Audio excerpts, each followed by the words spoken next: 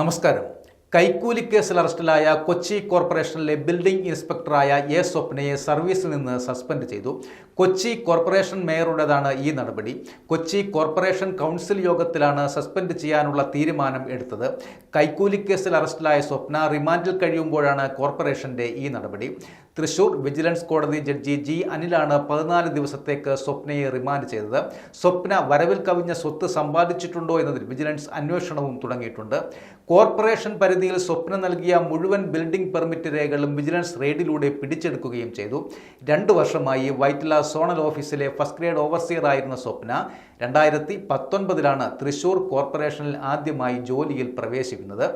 സ്ഥലമാറ്റത്തിലൂടെ 2023 Kochi corporation വൈറ്റിലെ zonal ഓഫീസിലെത്തി. സ്മാർട്ടായി നിന്ന സ്വപ്ന എളുപ്പത്തിൽ തന്നെ മേലുദ്യോഗസ്ഥരുടെ വിശ്വാസവും പിടിച്ചുപറ്റി. ഫസ്റ്റ് ഗ്രേഡ് ഓവർസിയർ റാങ്കായതിനാൽ ബിൽഡിംഗ് ഇൻസ്പെക്ടർ പദവിയും കിട്ടി. നഗരഹൃദയമായതിനാൽ കെട്ടിട പെർമിറ്റ് സംബന്ധിച്ചുള്ള കുറേ അപേക്ഷകൾ ചെറിയ സമയത്തിനുള്ളിൽ സ്വപ്നയ്ക്ക് മുന്നിലെത്തി.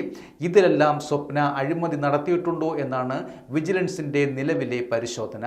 മാസങ്ങളായി വിജിലൻസിൻ്റെ റഡാറിലുള്ളതാണ് കൊച്ചി കോർപ്പറേഷൻ ഓഫീസുകളെങ്കിലും കൈക്കൂലി ഏജന്റുമാർ വഴിയും രഹസ്യ കേന്ദ്രങ്ങളിൽ വെച്ച് കൈമാറിയും അഴിമതിക്കാർക്ക് ഇതുവരെ എല്ലാം സേഫായിരുന്നു. എന്നാൽ വൈറ്റില സ്വദേശിയുടെ 5 നില കെട്ടിടത്തിന്റെ പ്ലാൻ അപ്രൂവ് ചെയ്യാൻ 4 മാസം വൈകിപ്പിച്ചാട്ടാണ് ഒടുവിൽ ഓരോ നിലയ്ക്കും 5000 രൂപ വീതം 25,000 രൂപ സ്വപ്ന ആവശ്യപ്പെട്ടത്. സാമ്പത്തിക ബുദ്ധിമുട്ട് പറഞ്ഞതോടെ 15,000 വേണമെന്നായി. ഇങ്ങനെ 6 വർഷത്തെ സർവീസിനിടയിൽ സ്വപ്ന വരവിൽ കവിഞ്ഞ സ്വത്ത് സമ്പാദിച്ചിട്ടുണ്ടോ എന്നതാണ് വിജിലൻസ് ഇപ്പോൾ പരിശോധിക്കുന്നത്.